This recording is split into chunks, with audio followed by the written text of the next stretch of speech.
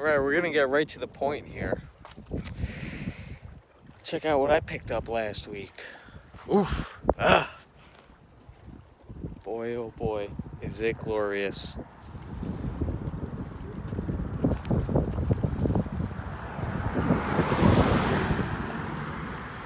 So, yeah, went and treated myself to a 2018 Golf R. And yes, I did get it with the man pedal, because who wants to do flippy flappy boringness? It's filthy right now. It's gonna rain tomorrow, otherwise I would have washed it before filming this. So yeah, this should explain most of my absence lately with making videos here, because I have been working 6 to 7 days a week since last fall. I probably had 1 or 2 entire weekends off all winter, and last weekend, well, this past weekend should be the last weekend I'm gonna have to work for the rest of the summer. So what that means is I'm going to actually get back out in the driveway and in the garage and get working on these rabbits again. I have not turned a single wrench on any one of the rabbits since probably since one of the last videos you saw me messing with them. Blah blah blah blah blah. But anyways, for those not familiar with this car, I'm not going to do a full-blown video right now reviewing it, because there are no shortage of videos on this car on YouTube. But we'll run through a couple things real quick, because this thing is so impressive, so well refined. I don't want to sound like a fanboy, but they kind of did a really good job on this car. For those of you who don't know what the Golf R is, if you're living under a rock, it is basically what today's R32 is. Four-wheel drive, well, 4Motion, so primarily front-wheel drive most of the time. All-wheel drive when you need it, so once it loses traction in the front. Blah, blah, blah, blah, blah. Science, boom, magic. You got these bigger brakes. You've got now electronic struts that you could change on the fly. So you can change the stiffness of the suspension from the touch of a button on the inside.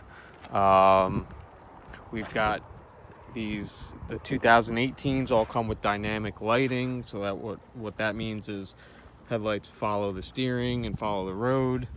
Automatic high beams. Full LED lights front and back, though even regular GTIs kind of have that now. So like I said, we're not going to go too in-depth, too crazy with all the little features of this, because there are tons and tons of videos dissecting these cars front and back. So on the inside, we've got these nice fancy leather heated leather racing seats. Not too intrusive. I think they hit the balance perfectly with some nice supportive bolsters without being too aggressive. New for 2018. Well, not new, since we're already in 2019. This is last year's model. 2019s are the same, but you've got this nice fancy fully digital display. At first I wasn't a fan of the idea of it until went looking into them more, and saw all the cool things you could sort through. It just tells you everything. Like I said, there's plenty of videos going through this if you're really truly interested to hear more about it, but it's the amount of customization on the fly that you could do is next level. You've got your infotainment here, full Fender audio system. There's a subwoofer in the trunk from the factory.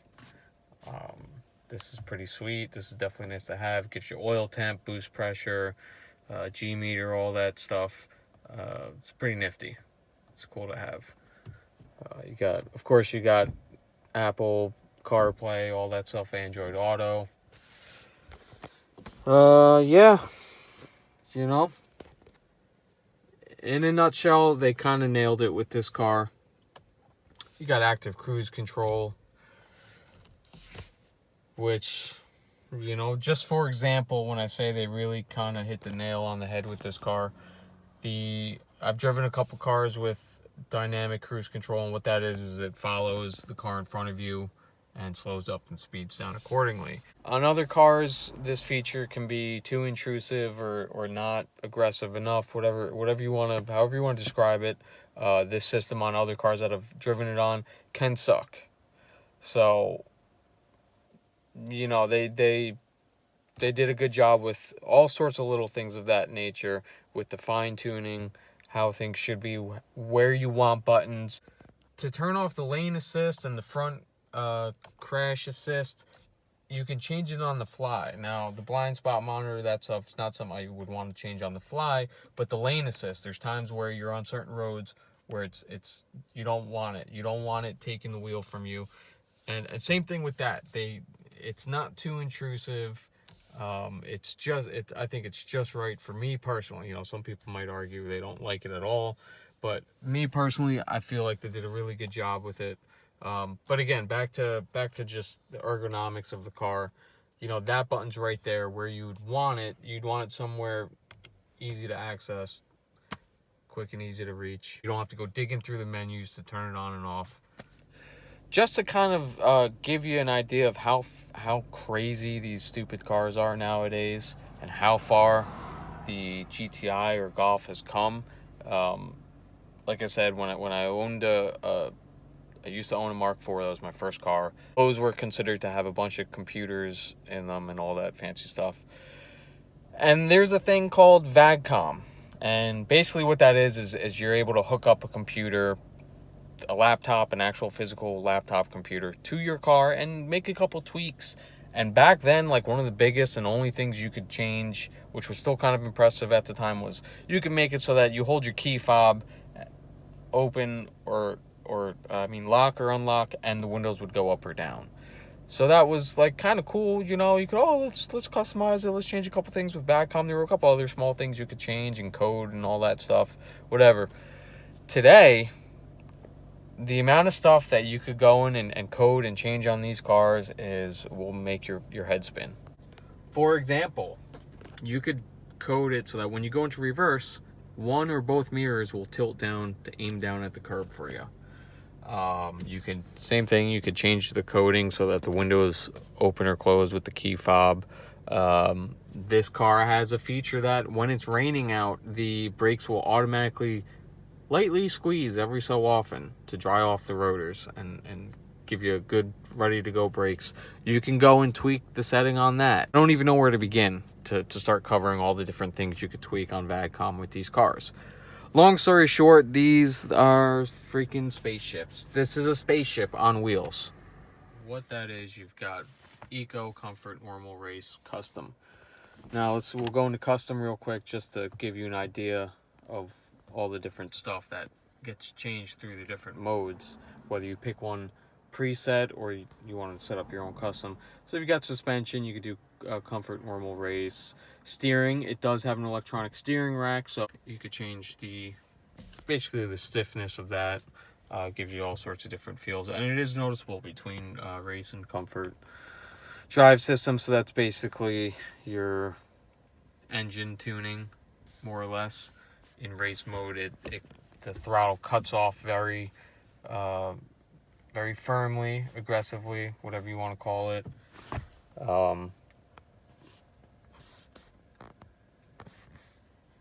Active cruise control. Haven't messed with that too much. I don't know what the differences are. I don't really care to change it much. The adaptive front lighting system, I think in Eco, it shuts off entirely just to save energy use on the car. Not too sure, don't quote me on it, but climate control, I don't know what that would change. But you got Normal and Eco. I guess it turns the AC on and off or something like that. And the engine sound, this is very controversial because half of the engine noise, well, most of it, comes from artificial. There's a speaker in the rain tray or under the dash, and most of the engine noise you'll hear in Race versus Eco, Normal, Comfort mode will be from there. There's some difference in tone out the back. There isn't a valve in the exhaust, but from inside the car, when you change the engine sound, it's mostly that speaker. So, blah, blah, blah, blah, blah. I mean, that's pretty much it. In eco mode, the car is basically totally stock. And not that this car is stage 2. Not that this car is stage 2, but if it were to be, from what I'm told, in eco mode, basically stock. You can't even tell the car is modded, let alone making 400 horsepower at the crank. Yes, you heard me right. Stage 2, which is considered basically an intake, just like a cold air intake setup, not the intake manifold, an intake, a downpipe, and a tune puts these cars at over 400 horsepower and torque at the crank. These motors are torque monsters for being little 4 cylinders. Little 2-liter 4-cylinder, torque is through the roof. I could not believe that. Factory, these are making just under 300 horsepower and about the same torque. I think it's like 295 or 296 horsepower and like 280 torque or something like that. But yeah, you tune it, you're up in about 60 horsepower and torque right off the bat. Downpipe and cold air intake, or intake, whatever you want to call it. And you're making another 100, you're making 100 plus horsepower and torque over stock, which is insane. Back when I had a Mark IV, you did a tune. The tune was the bulk of your power increase, at least for your bang for your buck. You'd get, I had a 337 back in the day. Those were 180 horse at the crank, those motors. I did a tune and a catback, and I dynoed at about it was 210 to the wheel, so that's about 60 or so increase. But that was kind of it. You put a downpipe on, you'd probably get 5 or 10 horsepower or whatever. It was always debatable back then. Long story short, these cars are incredibly potent. They respond very well to bolt-ons. So the two biggest common complaints I see with this car, I mean, people have preferences that they complain about, but I think really just most of the time that stuff boils down to personal preference or people expecting too much out of something. But the two biggest flaws I see with this car: shift linkage and the clutch. Shift linkage on these manual transmission cars is borderline atrocious. For the amount of money you're paying for this car, I cannot believe that they released this car with the shift linkage the way it is. Now, the throw isn't terrible, but when you're driving, I guess it's a combination of the shift linkage itself and the motor moving. It's just really sloppy. It's really sloppy. The gears are not super notchy. Like, going into the gear, I think, is plenty notchy, but being able to differentiate the gates, that's where it's really bad.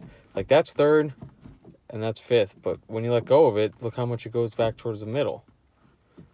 So it's just really sloppy. Long story short, shift linkage leaves a lot to be desired. There are fixes to this. That's probably some of the only modifications I'm going to do to this car, because it's damn near perfect as is. So I'm just going to sidetrack real quick. You're not going to see a ton on this car in the channel. You're not going to see any how-to videos or parts reviews, because there's just tons of that stuff on YouTube. If there's anything you want to know about this car, just search it up and it pops right up. So don't worry, we're not going to suddenly stray away from the Mark 1s and turn all Mark 7 fanboy, or I should say MK7 fanboy, because idiots. But I'm not really going to modify this car much because it's damn near perfect. I'm going to do the shift linkage, and eventually I'm going to have to do a clutch because these clutches fail. So back to what we were talking about. That's the other thing Volkswagen kind of dropped the ball on. These clutches have been known to slip at stock power as early as 10 or 15,000 miles. I've seen it. I've seen people have clutches slip under stock power. Now, you could argue what their driving habits are like, sure, but it's common knowledge these clutches are not adequate for these cars, even at stock power. Now, you tune it and go start modding it, putting power adders onto it. Well, not power adders, but you start modding it and increasing the power, you're going to smoke the stock clutch. Everybody knows it. And this has been going on for a few years. So Volkswagen, come on. Like, come on. Come on. People are paying $40-something thousand for these cars out the door. And having to replace a clutch. Worrying about having to replace a clutch before 50,000 miles. It's a joke. So, all the great things aside, those are the two biggest complaints with this car. We could nitpick a bunch of things, but overall, this, in my opinion, is the best bang for your buck car in the $40,000 range. The Focus RS, that's more of a weekend warrior. It outperforms this car in many ways, in terms of numbers and on the track and driving experience. Same thing with the Civic Si. Even the GTI can outperform this car in some ways. But for your daily driver, comfortable car with all the good technology, this car's unmatched. I still feel like the Focus RS is, aside from it being a weekend warrior, I feel like the Focus RS is overpriced from what I've seen. And I got to drive one for 10 minutes recently. Very short drive, but from what I saw during that drive, it was everything that people described in terms of the bad. The Focus RS, I firmly believe, is overpriced. So that's about the only thing comparable. And, whatever. Done fanboying. This car is sick. So hopefully that kind of explains to you guys where I've been lately. Like I said, I've been working 6 to 7 days a week, 60, 70 hours, 80 hours a week. And winter's coming to an end. But more importantly, I'm not on the on-call schedule at work for the rest of the summer. So unless I volunteer for work, my weekends are officially open again. Aside from that, I have a buyer lined up for the Blue Rabbit. And we're bringing home a pickup truck in the next few weeks. Long story short, I have to get going on these engine swaps as soon as next weekend. Because I need my driveway space back, and I need the projects cleared out, and I need this Blue Rabbit sold. So, yeah, you guys can expect to start seeing Mark 1 stuff very soon. I know I've said that before, but I didn't realize I was still working towards buying this thing. So, yeah. I mean, if you guys want to see more videos about this car, anything in particular, I'll be more than glad to film some stuff. But, I don't think that's what most of you are here to see. I'll probably do some driving montages here and there. I'll probably do, once the cool roads around here open back up, we'll do some fun little spirited drive videos. I'm going to buy a new GoPro probably this week. So that's also good for you guys. It's time to get some better quality stuff going. We got some badass rabbits that I'm going to be filming soon. So you guys can expect to see that too. I think that covers the most of what I wanted to talk about. Hopefully I'll see some of you guys down at Alpine Vag Fair down in Helen, Georgia. It's not called SOWO anymore, so don't call it SOWO. But Helen, Georgia, if you guys are there, I'll be filming. I'll hopefully see some of you at the Mark 1 meet. Maybe I'll get some kind of swag made up. Some sticker. No, that's stupid. I don't know. You guys want some stickers made? Let me know. Shirts? I don't know. Maybe we'll get some kind of merchandise or handouts going for the channel to hand out at Helen. All right. See you guys soon, hopefully.